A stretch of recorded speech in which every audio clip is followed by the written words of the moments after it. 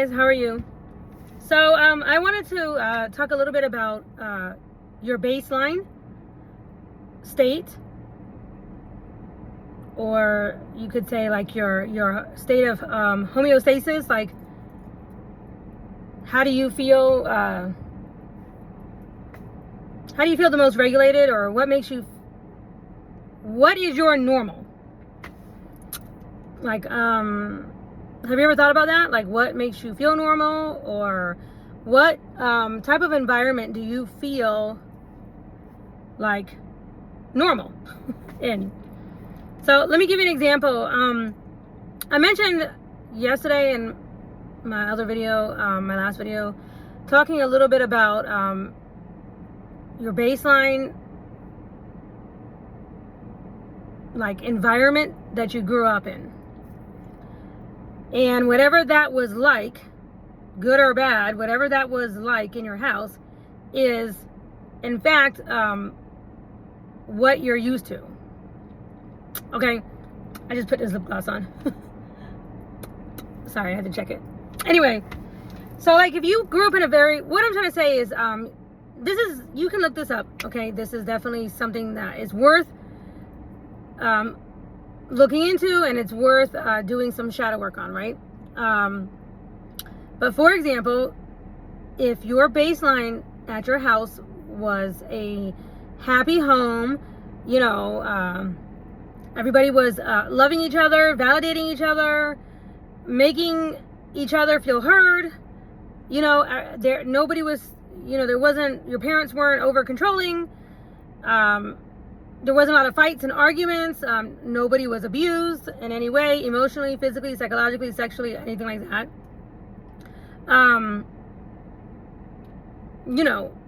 If overall, all your needs were met. You had food in the house, you had love. If you wanted a hug, you could go to your mom and just be like, hey, can I get a hug, Mom? Okay. And you would just be received well. Okay, all those things, right? Like, that creates like a stable environment, a stable household. If that's what you were used to and that was your baseline and that's what you came home to, like, every day after school, you knew you were going to get a snack, you knew you had chores to do, you knew there's dinner going to be on the table, things like that, then that is your normal. Like, that for you is what feels normal. Okay, if, let's say, for example, you grew up in just the opposite, like maybe you came home and nobody was home. Okay, you just had to let yourself in because everybody was at work or something like that. But then when they did get home, people were, your parents, your mom, or single mom, single dad, whatever, they were too tired to talk to you. Maybe they were upset and mad when they came home because it was kind of like,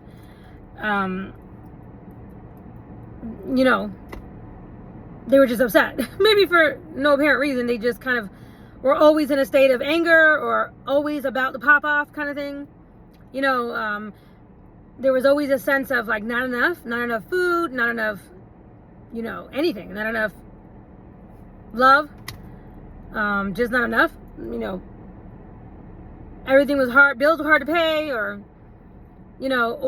maybe there wasn't a sense of safety either because God forbid if you experienced abusive situations or whatnot, maybe it was unsafe because you knew one parent or both or one or whatever could be alcoholic, or could have some sort of substance addiction issues or whatnot, so you never knew what personality you were going to come home to. You never knew who you were going to be dealing with.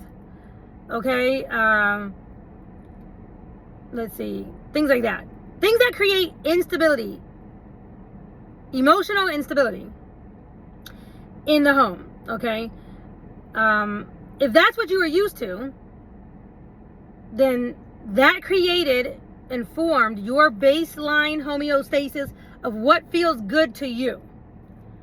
Okay, so also, for example, if there was a lot of arguing, let's say you did have both your parents, but they were always arguing and going back and forth and nitpicking with each other and just, you know, being ridiculous, you know, and just screaming, throwing things, you know. And that's what it was like in your house, except for, let's say, when other people were around. So let's say, for example, you belong to a Bible study group or a church group, okay? And when you would go there to that group setting and other people were around, the family pretended to be happy. The family got along. Nobody argued and screaming and yelling and hollering and all that. Everybody was fine, okay? In that setting, everybody was happy. Okay, then as soon as you got back home, it would go right back into arguing and yelling and screaming, people being mad or whatever, and just an overall, you know, feeling of, you know, unhappiness. Okay. If that's what it was like when you were a child, then that created your homeostasis. That created your baseline of what you feel and think is normal. So what that means is you likely adopted an outlook that was like, everybody goes to this, you know, everybody pretends to be happy when we're in front of other people in group settings, Bible study or church or job or whatever. Everybody pretends and puts on this happy face, but when we get back home, things go back to, you know, where everybody's angry and mad and upset. Okay, and you adopted that as being normal because that was your reality. So you know how they say, you know, your perception is your reality, or your reality, you know, like that's your truth, right? And you probably felt like, or probably thought that everybody did that. That everybody approached life that way. Everybody would go to this group setting or Bible study or whatever and just sit pretty and, you know, quote scriptures or whatever. And this was what everybody did, and everybody would go home and be the complete opposite of whatever they read in the scriptures. Okay, I mean, how could you actually think that there was any other way if you didn't experience anything else? If you didn't experience anything else, you wouldn't know any other truth. If you weren't exposed to any other truth, right? So it's like you, as a child, whatever your environment was as you grew up and when you grew up, like whatever that looked like, good, bad, indifferent, whatever, by default, it is what you adopted as normal and homeostasis. And if codependency and addictions and, you know,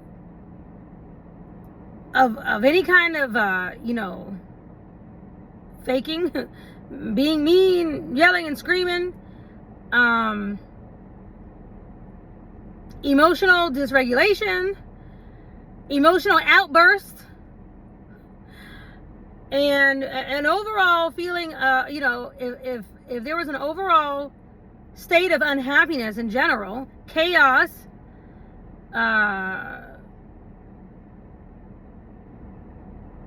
just, you know, unhappiness, right?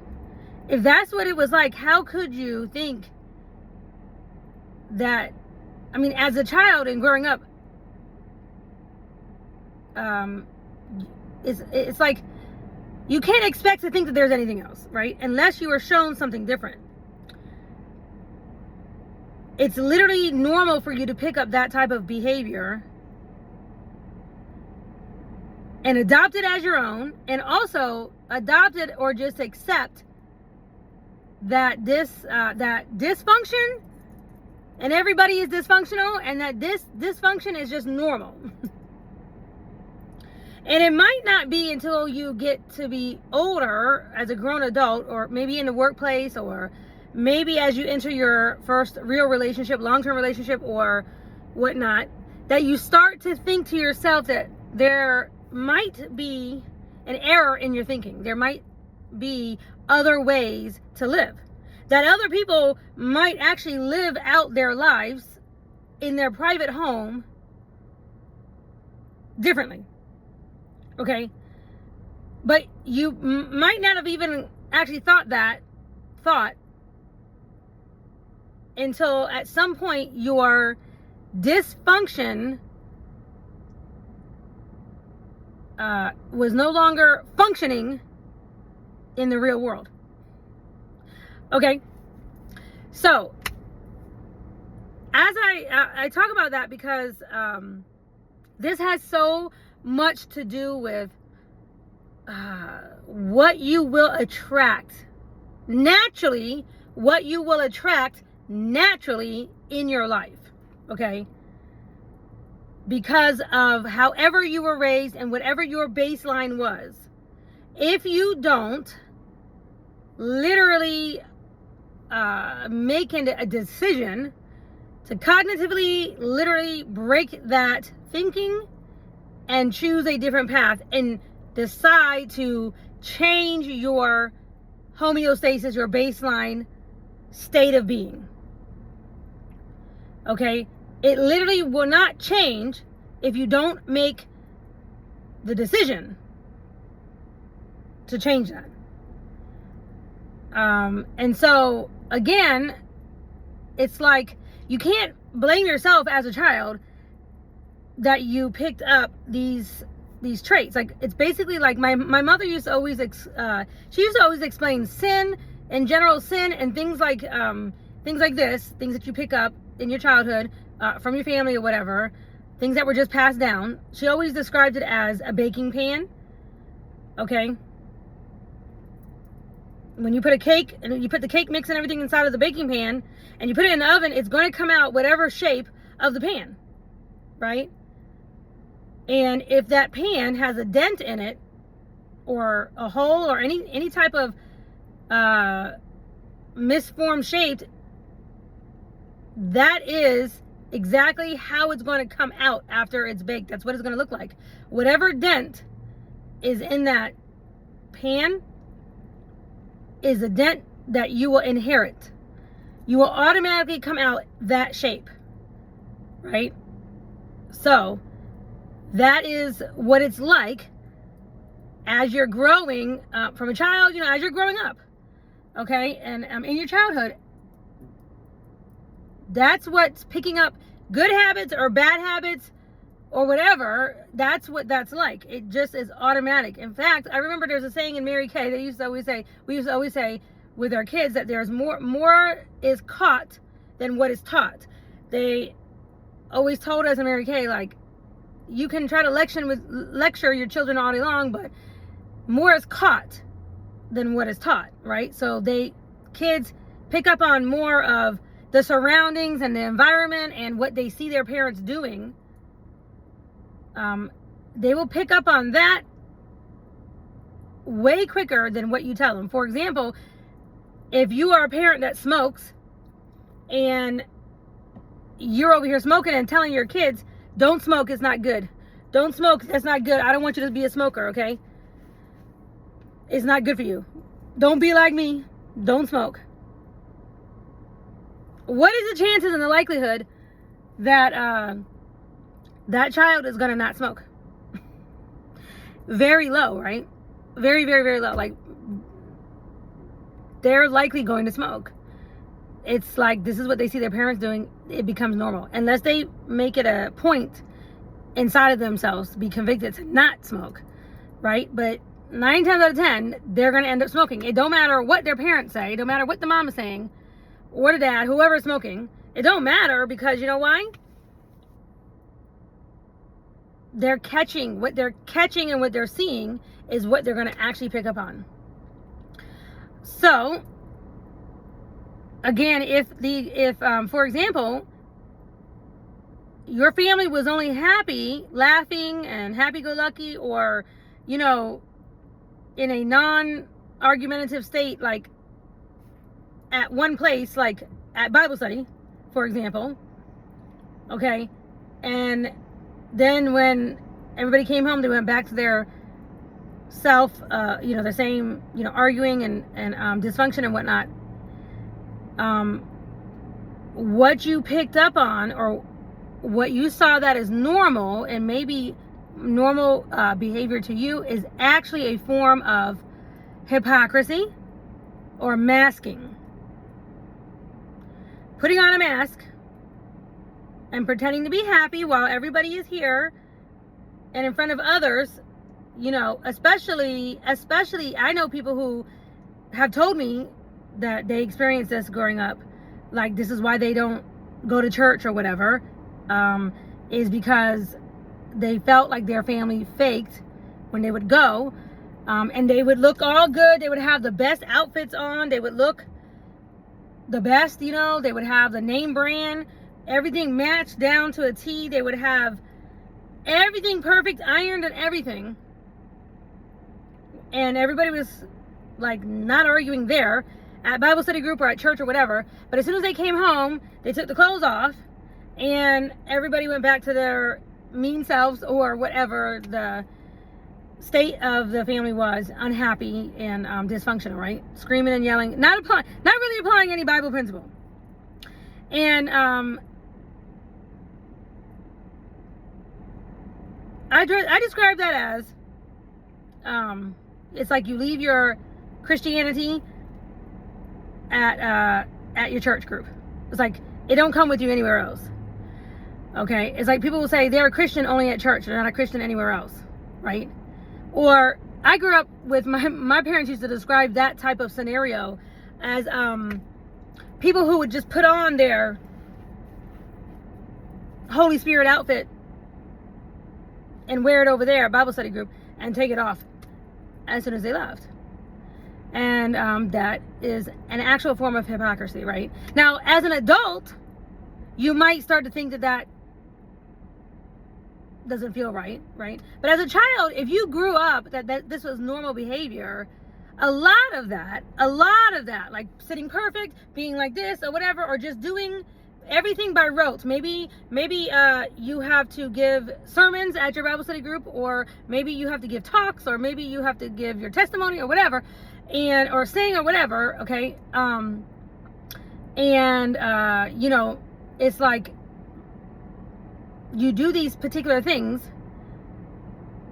and that means you're a Christian. And again, the way I was raised, my parents always taught me, that's called being a seat filler. That's it. You just being a seat filler.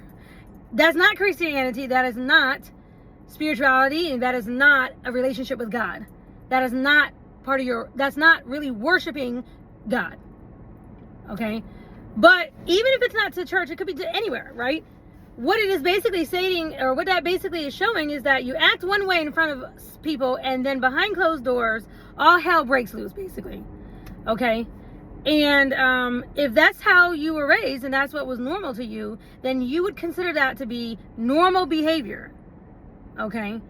And it might be hard for you to understand, especially if you're young in life and first moving out into the world. It might be hard for you to understand that is actually dysfunctional through and through. And it's just a form of pretending, a form of masking, a form of being hypocrisy, right? Especially if maybe at some point you decide you don't like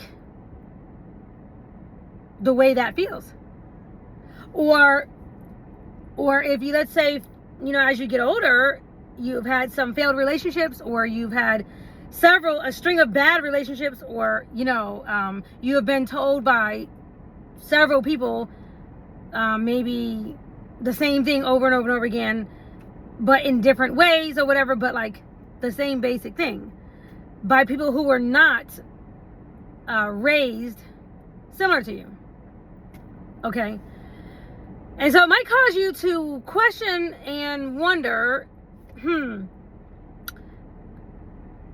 I think that the way that I was taught to be is wrong, or there might be some issues with this. Okay, so let me give you another example. Let's say if you're a young girl, you know, and you see mom basically never able to have a stable relationship with a male figure. You know, like you see mom basically have, you know, several failed relationships that don't work out. When you see them together, they're always arguing and yelling and screaming or whatever, and maybe even abused. Maybe mom has even gotten abused by these men or whatnot. And this is what you saw, okay? And so, and in the end, mom never gets married, or never actually has a long-term relationship, never really has a sense of fulfillment. You never really get a chance to see your mom truly happy. Okay, and this is just what you see, and you hear mom say things all the time to her girlfriends or to her people, you know, oh, well, that's just, you know, that's just the way it is. You know, all men are dogs, all men are this, all men are that, or, you know, whatever, right? Things like that, okay? Then as you get older, and then you start to realize, wow, you know, as a young girl, right, you might start also having relationships, and you might also notice the same thing. After a while, you might notice, you know, I've had several failed relationships, and they all seem like XYZ. And it's starting to remind me a lot of my mother's types of relationships. All these men are dogs, or whatever, right? Or, you know, abusive relationships. Or mom's main person, you know, had did drug abuse, or, you know, had an addiction to whatever, cocaine, alcohol, whatever, you know, whatever. Okay, pills, whatever. And now you've noticed that your last few relationships, those men have all had addictions as well. And, you know, with addictions, the bad ones, the hard ones, you know what I'm saying? The hard addictions, those come with different personalities and all kinds of usually abuse and different situations and things that go down that's not good, right? And so you might notice like that your life is repeating the pattern that you saw growing up. And the reason why is unconsciously, without you being aware, you are picking up on and you are creating an environment that makes you feel normal, because you never actually sought to change that, and you didn't know there was any other way to be. So unconsciously, your mind and your body, you will create a life similar to that, because that's your homeostasis. Okay, so that's why it is so important to really think about, meditate, and be honest about what your environment was like as you grew up. Okay, because whatever that environment was like is likely the type of environment that you've been trying to create, or you have already created for yourself. And that's literally where you can find the answers as to why you might be dealing with some of the things that you might be dealing with today, or why you've had some issues that you've had in the past. I'm going to give you an example. I was in a relationship with somebody who told me that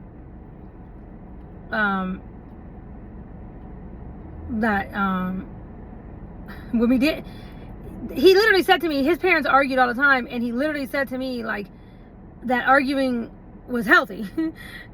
He said if he didn't argue with me, and if I didn't argue back, or if he didn't put up a little bit of fight, then he didn't know if I loved him. I can't remember the exact words, but basically that's what he said. Basically that is what he said. That arguing and a woman going crazy just means that she loves you.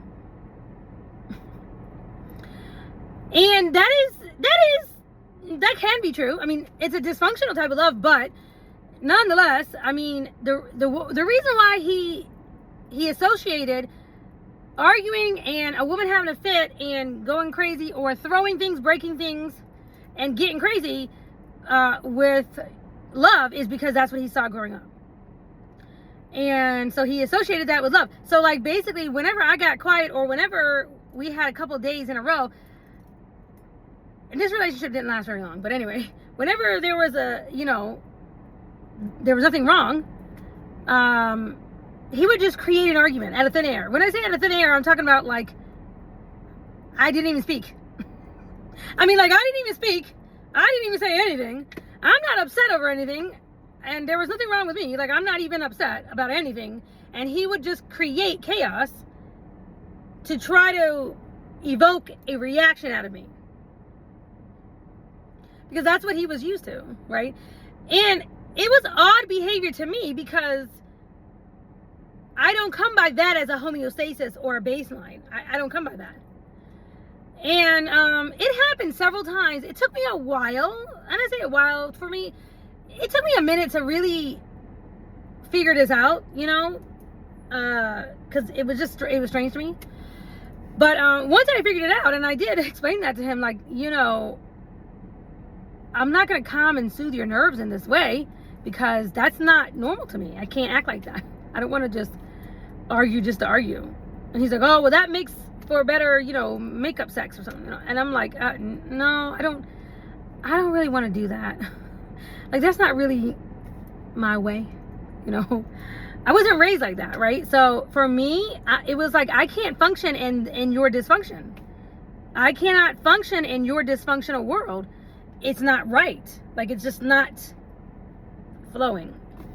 So I was watching a movie the other day. It was a movie that was on the Lifetime channel, Lifetime Movies Network, how they put them on YouTube. And it was cracking me up because this girl, anyway, you guys have maybe seen this movie. It says it's been out. It says 4 weeks ago. But there was a scene in this movie. It's called Love by the 10th Date. It's starring Meagan Good, and it says 2025. Okay, so anyway, let me pause it because look, my phone likes to act up. It does that whole little. I gotta turn. It does that whenever it gets cold. I don't know why. But anyway, so there is this scene, okay, and this is a free movie, so this is why I clicked on it, because I like romantic movies, whatever. But this is like towards okay, so it's at the marker point of 108. Okay, so it's at 108. So basically, she's dating this guy, everything is good, whatever. This is somebody that she went back to, I guess, from her past. They started dating again, and he missed her basically. And she had said earlier in the movie that this particular guy, when somebody asked her whatever happened with him, and she was like, well, I don't know why it didn't work out because, everything was so good between us. And I mean, outside of the, the couple of times that, I broke his stuff and, he had to file that restraining order. And so anyway, she says it so normal and so flowingly, like, I don't know what was wrong or whatever. But anyway, she goes, yeah, so I can't call him and talk to him anymore, whatever. Okay. Anyway, he ends up coming back, and she's like so happy because she wanted to be with him, right? And like, and so they get into this argument again. And anyway, I want to show this little scene because it cracks me up. So okay, so she was trying to get to 10 dates. Okay, now I'm gonna fast forward because I don't know if you're gonna be able to see it. No, there's nothing to talk about. Okay, because the sun and everything. But if you guys, I'm gonna try to link it in here, okay? But try to go to that mile marker. And now I'm gonna fast forward to this little scene, and then so basically they're sitting on the couch, okay? And she's talking about trying to get to 10 dates or whatever, because it meant like that they're in a long-term relationship. And he kind of, I don't know, he kind of doesn't, the conversation goes left. Okay, and so let's see. Okay, let me see. So basically she goes crazy.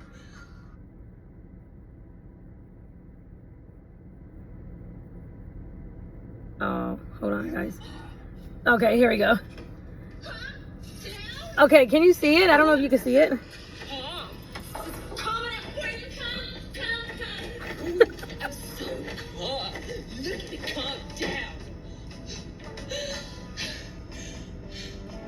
Are you done now? Okay, I'm sorry if I hurt you, okay? If there is no.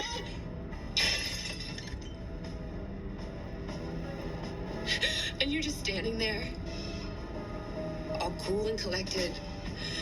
Like your biggest problem is how you're gonna clean all the after I leave. It hurts.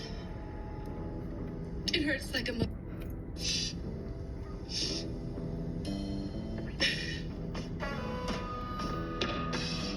I'm trying to see if you guys can see it.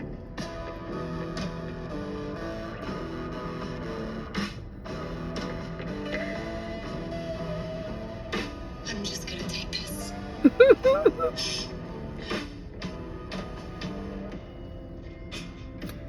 I think that's okay. So you get the point. Anyway, okay, you guys have to just watch. You just have to watch that part or whatever. You scroll through. So they get into an argument. It escalates basically, and she starts going crazy. Okay, and she starts breaking stuff, throwing stuff, and going crazy. Okay, and so he says, and this is what I thought was so interesting. This is what I thought was interesting about this particular scene. He said, because she was like, why do you want me back? You know, if you said you wanted to, you know, that we were going to go somewhere, our relationship was going somewhere, or something like that, or whatever. And he's like, look, when I lost my mother and my sister, or he lost, I can't remember who he said, his mother and his sister, or anyway, somebody died, and he was sad, and he also, I guess he resigned from the NFL or whatever. Basically, what he basically said was, I was bored in my life. This is what he said. He said, I was just bored, and I knew that you always have a lot going on, and I, basically, you know, she was artistic. She's very artsy. She was very creative. She was very lively and animated in her speech and whatnot. And she would also fly off the handle because she's very passionate, and she would act like that. So basically what he was saying was, I needed your passion. I wanted your passion. I wanted your energy back in my life because my life was bored. That's basically what he says, okay? But I thought that was interesting because what he also is stating or saying to me, right? Because he already put a restraining order on this girl once, but he comes back, okay? So what that's basically showing me is that this person was probably raised around women who were dramatic like her. And then they died, and his girlfriend, whoever, you know, his mom or sister, whoever he said died or whatever, and basically his life is empty, and now he's trying to create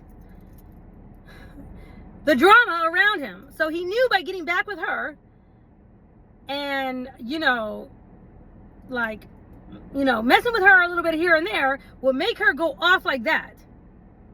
And he didn't stop her. Why? Because he liked her drama. Why? Because this was his homeostasis. For him, this was normal. And it was like his life got too quiet, and he couldn't handle being so quiet, right? That was not his normal state. It probably wasn't the way he was raised. And so basically that's what she was saying. Oh, so you just using me to go off or whatever, and that's why she does what she does. It's almost a controlled crazy. And if you really watch that scene or whatever, she's mad, but she kind of knows what she's doing. She knows, like, oh, you want my crazy. Okay, here you go. Okay, and so basically I just thought it was so funny and cute because that's exactly what I'm talking about.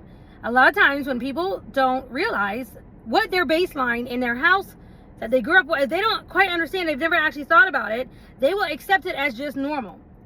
Okay, so another way of looking at this, right, or another example of this, and I've seen this so many times, is I've known plenty of people who will come, let's say, for example, they come from New York, right? I have lots of friends, people from North, whatever, they come down, and especially like either Florida or here in Georgia where I'm at, whatever, and it'll be the littlest things that they are so used to because of their environment being the way that it is, like in the city. Okay, so for example, I knew someone who once said to me, and she was a friend of mine, and she had kids and everything, and I was like,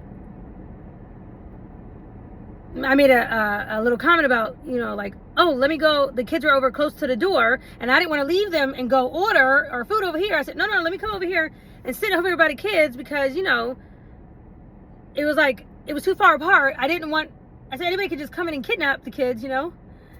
And she looked at me like, she said, that's crazy to me, because where I'm from, she goes, everybody got too many mouths to feed. Ain't nobody trying to take nobody else's kid, because we ain't got enough food to feed. And nobody's trying to take your kid. And if they did, that's one less mouth to feed. It was just, she was exaggerating. She was completely exaggerating, you know. But it was very funny, okay, because I was like, okay, yeah, it's not like that here, because where I'm at over here, people have plenty of food or whatever, and they will take your baby. They will take your baby for sure. They will kidnap your children. And also Georgia is like known for being the #1 drug trafficking state, human trafficking and stuff. So I was like, no, I'm staying right here by the kids. We're not going to leave them at the table over here that's right by the door and us walk way up there just to order our food. I was like, no. Another thing was like, I remember one day I came home with a bunch of groceries in the car. Also I had coupons, so I would keep a big stockpile of stuff and everything. And my trunk was filled and everything. And she was like, and she's like, she had said to me, she goes, I could tell, she goes, it's so different down here. She's like, because I never shopped this much. I've never bought that much stuff all at one time, because I have to carry that up and down, up my stairs, like 3 flights or whatever, 5 flights, whatever floor she lived on. And she was like, that's too much. I wouldn't be able to do all that. She goes, we just buy whatever we need for that day. Because we're not trying to go up the stairs or whatever. She goes, everybody at the store has like these big old cars with all this food in the back, and everybody's just piling all this stuff in, like they're not coming back tomorrow. Anyway, okay, so you see how your environment shapes how you view and see things, right? Whatever you're used to. It's like when people are used to a lot of noise, if they get used to a lot of sirens and sounds and whatnot, and they like that, and that's normal for them, right? When they come to a place like Georgia or even Florida, and it's quieter, you'll hear people say things like, it's too quiet. Like, I don't know. And they'll put like a lot of sound on. They'll put TV on, you know, they'll put all kinds of noise on in the background. It's like they want to have noise going on because it is just too quiet and peaceful. And I actually had a friend who said to me, I'm actually referring to a bunch of different people I know, like a bunch of different people I know from up north. They were like, they're like, when they hear the sirens, they said, she said it actually gives her a sense of calmness on the inside. I was like, what? The sirens give you calmness? She was like, yeah, it's like, it feels like home. When I hear it, I'm like, oh, I'm like, what? I'm over here like praying for whoever they're gonna go see. I'm like, I feel just the opposite. I'm like, oh, I'm alarmed. And she's like, yeah, no, the sirens are always on. I'm like, oh wow. I'm like, but they literally could be rushing off to someone's house because they could be having a heart attack or something. Like, my dad was a firefighter, so when the sirens went off, they were going off to, help somebody. There was an emergency. Anyway, it's just funny how things like that, right? Like, you don't realize how much your environment is shaped. So if you get used to a woman who is crazy, and like, if your mom was crazy, your sister was crazy, or your auntie, everybody was crazy, they were throwing things, breaking things, and they were wild or whatever, and they were disrespectful or whatever, like, you're going to, a lot of times inadvertently, without even realizing it, either attract that type of a person as a partner, or if by some chance you don't have that as a partner, and you have not cognitively actually recognized and tried to come away from that pattern, you will try to create and stimulate that type of environment to make her go crazy. Okay? And you will do this unconsciously and not even realizing. It's almost like, I don't know if this person still loves me. I need to make her act obsessively crazy and go off the chain, you know, calling me 18 times, looking for me, or, you know, let me just stir the pot a little bit in her, poke the bear, to make her react in what makes me feel normal on the inside. Okay? And you're not saying that to yourself. You don't even know you're doing it. It's like I've known men who have been like, well, that girl, and I'm talking about somebody they're with or whatever, their wife or somebody, when she goes crazy and she's throwing things or whatever, I just know that means she loves me. And, you know, it's like I actually have known men who said this, and they actually had a slight smile on their face. Like, it actually kind of made them happy to see a woman go off like that, because it's like, oh, I'm getting this emotion out of her. She must really love me. But that only, not all men are like that, first of all. And the men that are like that, if they really think about that, they are like that, or they perceive that to be love because of the way they were raised up. Okay? And so it takes a lot of first of all, desire, you know, to want to change or whatever, if you want that. But it takes a lot of therapy. It takes a lot of reparenting and reprogramming your subconscious and your conscious, to not self-sabotage in that way. Because that woman who's going off, she, you know, a woman, depending on her level of crazy that she was raised with, right? Every woman is going to be different with where she's going to draw the line to allowing a man to poke the bear. Okay? It just depends on what is normal to her. So, like, for me, because I wasn't raised in that type of environment at all. Okay? At all. So, like, if I am pushed to do something like that, first of all, at this age, that's not happening. First of all, at this age, that's not happening. I'm just not doing it. That was for her. If I was going to do things like that or act crazy like that, it was definitely going to be like under 30. You know, and you know, I can think of only a couple of circumstances. I didn't do like that. And I never even really acted like that. But I was a little bit more wild or whatever. I was definitely a little bit more dramatic. But you know, because that wasn't my normal way, I wasn't raised like that, and that's not what is, to me, being pushed to that point would mentally, emotionally, it would make me, like, for me, that would set me off I would be upset for about a week, at least a week. Like, in other words, for me, that would be a huge issue. That would literally, that would send me, if I acted like that, that would send me to counseling for sure. Like, I would take that as a huge red flag if a man pushed me to that point. Okay? Because for me, I'm more the type that's just going to walk away and take my leave. Like, okay, I just need a moment. I need to clear the air. I need to clear my mind or whatever. But it's like, for me to actually be pushed to that point, right? I would be considering it like there's some major dysfunction going on. There is something really, really wrong with either who I picked or with me, right? And so it would send me spinning. Okay? And it would put up a lot of red flags for the whole relationship to me. Now, again, because everybody's different, and that's like nothing. And so for him, he actually came looking for it. And at the end of the movie, after she decides to go get with somebody else, because, you know, who she really was a better match for, okay, and then this little incident happens, and then he comes back, and he's like over there trying to, you know, he shows her a ring, like he's trying to marry her. So it was like a week or two, whatever goes by, and she decides to actually go with the guy, whatever, and like she's completely leaving him, like, and now all of a sudden he wants to show up. And see, it's like, And she's like, what? Like, what? So it's like, at what point did he say, I just made this woman go crazy. I just emotionally broke her down. I hurt her. Let me go marry her? And it's like, yeah, he didn't do anything. He didn't physically hit her. He didn't physically do anything. But what he said set her off, right? And the thing is, it's like, I mean, to me, there was such a huge disconnect in his ability to be able to connect with her emotionally, okay, that he thinks it's just okay to just go from that to just, here's a ring.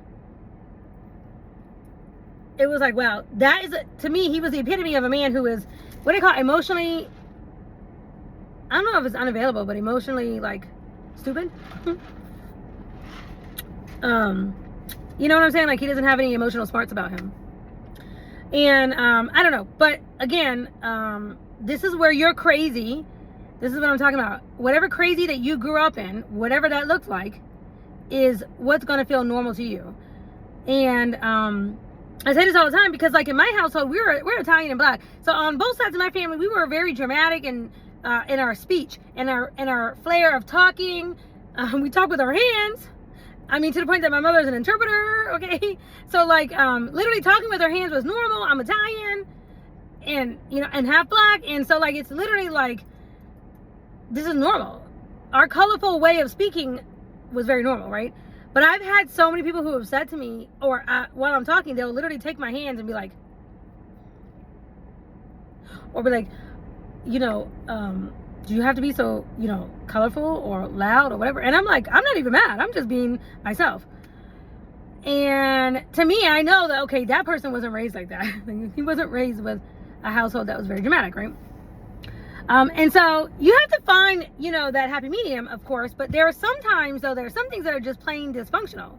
Because sometimes you just get so used to living in that dysfunction that you don't even realize that it's dysfunctional. It's like hearing the sirens and feeling good, when in all actuality, those sirens are because there's an emergency situation that's going on somewhere, and somebody could actually be dying. But you hear the sirens and you feel calm. That makes you feel good or normal. Okay? And it's kind of like, when you hear the sirens, that is a time for what? For you to be alarmed, right? Or the rest of us pull over, on the side of the road or whatever, so, so that we can let them go by. But the rest of the world knows that this is an emergency time. There's an emergency going on somewhere. So it should make our ears and our everything stand up, right? That's what should be happening. Okay? And so this is why I'm bringing this up, because it's very, very important that you think about that, right? Because if, let's say, wearing a mask was normal thing that you saw, that's just what you saw growing up. You saw your parents, act one way, at Bible study group or at church or whatever, or at their job or whatever, and act a totally different way. Or let's say, let's say you have an act, like one of your parents or somebody is on TV or whatever, they're on a reality show or whatever, and they act all one way on stage or in front of people or whatever, and then they act totally different. And so, that is the makings of a narcissist. Okay, that's how narcissists act. They act one way in front of other people, but they treat you like crap behind closed doors, right? But they don't see themselves like that. They might see it as normal because that's how they were raised. But actually, that is a literal sign of being a narcissist. That is a classic sign of narcissistic behavior. Even if you're not a true narcissist, you might be displaying some narcissistic like behaviors, and it could all be due to your childhood trauma, your childhood, the way that you were raised in your childhood. Like, you think it's just normal for everybody to just be getting angry at each other or whatever whenever you get back home, or treating each other bad behind closed doors. And I call that being a hypocrite. I call that being, a seat filler, a seat warmer, what do they call that?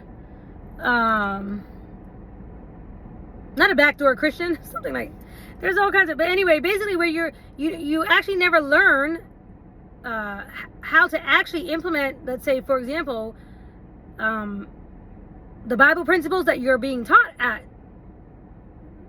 Bible study, or, you know, what you're being taught basically is just that it's more important to look a certain way, to look good, to look pretty, or to look perfect, or to have a certain car, to come off a certain way, to sound a certain way.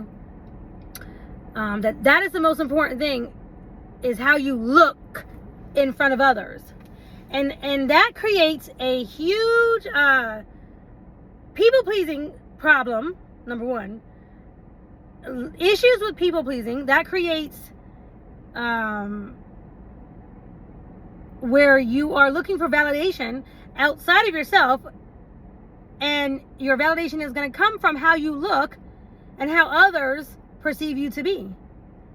And that is not where your validation should come from. Your validation should not come from, and you should not be validated from that way. Your validation should come from the, first of all, from God, but the relationship that you cultivate with God and others, and how they, your interaction, right? The relationships that you cultivate, the love that you cultivate, how you are behind closed doors, and how people treat you. Like, your validation basically comes in a lot of times in ways that you're not even expecting, Like, when somebody randomly sends you a card, or, when you do have tough times, hard times, and people come to your aid, or they're there to help you and whatnot, and it's because they're validating the love that they have for you, or what they think about you, right? They want to come and help you, or be there for you, show up for you, whatever. It's like when I lost my late husband, and death, and I had so much help. I had so much help from family and friends, and I appreciated that, right? Like, that was a form of validation for me of how much they loved me, okay? That's what I'm talking about. So it's kind of like, a better way to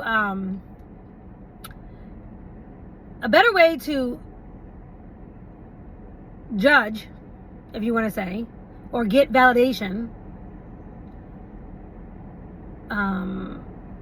of your life or relationships or whatever, is you can basically remember the scriptures that are, if you're a Christian, this is if you're a Christian, but even if you're not a Christian, most people are seeking peace, love, joy, peace, kindness, mildness, self-control, right? These are the attributes of the Holy Spirit. So this is how I was taught. This is what I was raised. And so we're always trying to cultivate these qualities of true love for your neighbor, love for others, love for your mates, love for your family, love, okay, and peace. Joy comes from within, and your relationship with God. And when you are actually experiencing peace and joy and love, and you are kind to others and others are kind to you, like, this is a mark of having Holy Spirit, or at least, if you don't believe in that, if you don't identify with that, then at least, if nothing else, it is like, you are at least a high vibrating person. As they say, you vibrate high, right? You have love all around you, right? Like, that is what most people are looking for as their goal and a mark, right? Is to be able to create that in their life. So if you are experiencing a lot of drama, like that girl right there, in your relationship,